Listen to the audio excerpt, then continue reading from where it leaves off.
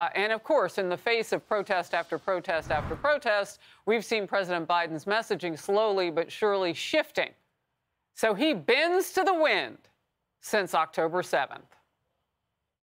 My administration's support for Israel's security is rock solid and unwavering. I come to Israel with a single message.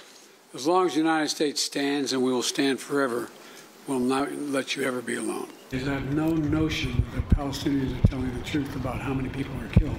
I'm sure innocents have been killed, and it's the price of waging a war. I'm of the view, as you know, that the conduct of the response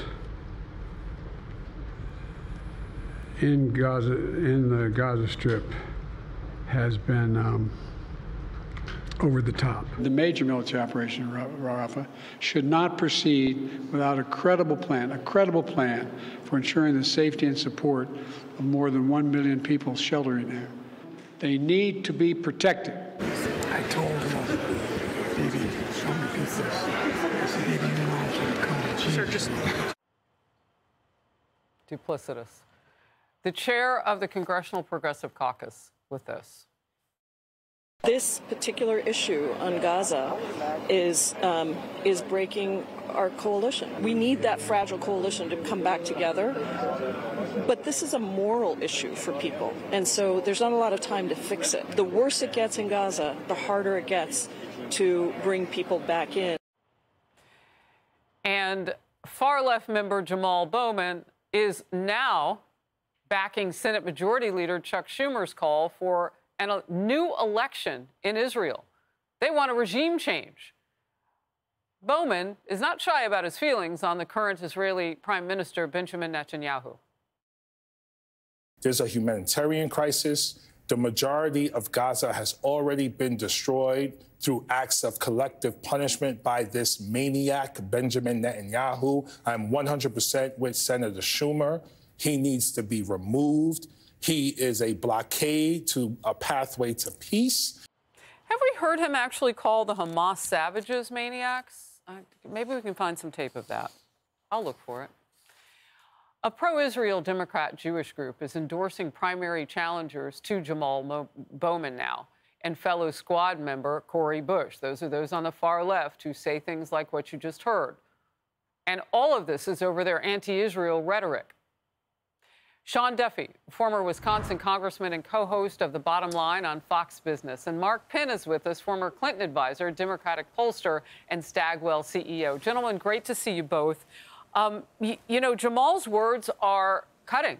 And again, I'll look for when he condemned Hamas in the same type of language, madmen and monsters and that sort of thing. Mark Penn, will I find it? You know, you probably won't find it. Maybe you will, but you know, a lot of this language here has been very, very helpful to Hamas. You know, yes. There are American hostages there, and yet none of these folks are saying American and Israeli hostages should be released now unconditionally. Well, we have the parents of one of those American hostages. He was getting ready to go to school at Binghamton University on Long Island, New York. He's now that hostage for all these months, 6 months. Sean, your take. So, Harris, listen, we're in campaign season, right? So things get pretty funky. And I'll just tell you that I believe that what Joe Biden is doing here, trying to placate this radical liberal left, these young students who are completely animated by the Hamas-Israel issue. And by the way, if you're just a Fox viewer, you don't see that. But if you have young kids or you're on TikTok, these young people, they're motivated, they're energized, and Joe Biden has to do something to placate them. Now, they're also going to vote on the economy and inflation, but I don't know that the independent voter or the just soft Democrat is going to vote on the Israel issue or the Hamas issue. They're going to vote on the economy. So I think Joe Biden's trying to cut the baby here and have it both ways, win these radical lefties back, all the while trying to improve the economy and keep those moderates with him, trying to put the coalition back together. Listen, it doesn't make sense to me, Harris, but in political season, Joe Biden's trying to win these radical lefties back into his party, into his graces. Well, and I guess those radicals, as you call them, I mean, there are a lot of other names, I guess, we could call people who, who call for the extinction of another faith of people. But I guess those people on the far left who feel that way, those voters, those protesters, must then look at this hostage situation as what? I mean, I don't know if this is sustainable. Look at this. Democratic Congressman Ro Khanna apparently not worried about voters abandoning President Biden over his handling of the Israel-Hamas war. Watch. I think people realize that there's a crisis. They see images of people dying, and they want the war to end. They want Israel to be secure, but they also want Palestinian lives not to be lost. And I think once the war comes to an end under the president's leadership, his numbers will improve, just like his numbers have bounced back on the economy. Mark, this is just such a weird place to be in. Women were raped and tortured. Those women were not immediately believed, not even by the United Nations. It took them months to even qualify that any of that could be true, even though there were GoPro pictures and all the rest taken by the Hamas terrorists. Why is it so hard to believe that there is killing in war and the killing started by Hamas? Or does that matter to the people on the far left? Well, you know, look at your own poll showed when you frame it as Israelis or Palestinians, more than 2-to-1 support for Israel. When you frame it as Israel or Hamas, it's more than 4-to-1 support. Look, Hamas here carried out something akin to Pearl Harbor. 1,200 people in a nation of 9 million.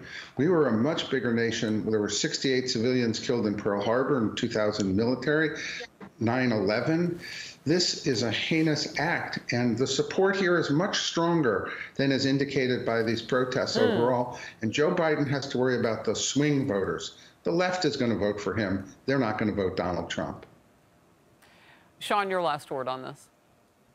Yeah, so first of all, the swing voter is going to care about the economy and the border. That's what their big issues are. But yeah, you know, going back to the Israeli issue and what the media does, when you have the media only promote the fact that Israel has responded to the attacks, as opposed to showing the GoPro video that you just mentioned, Harris, the perception of the American people is one thing because that's what the media presents. If they spend as much time presenting the horror of the attack on Israel, I think the perception of the American people may be different. But you have the politics being played by the media, not purveyors of truth and just information for the American people to disseminate and process. All right. And then in the middle of all this conversation, should there be a regime change? And should Chuck Schumer, a senator, be at the center of that? Gentlemen, there's so much more to talk about. I'll bring you back on another day. Again, the parents of an American hostage coming up a little bit later in this hour. Great to have you start off. Thank you.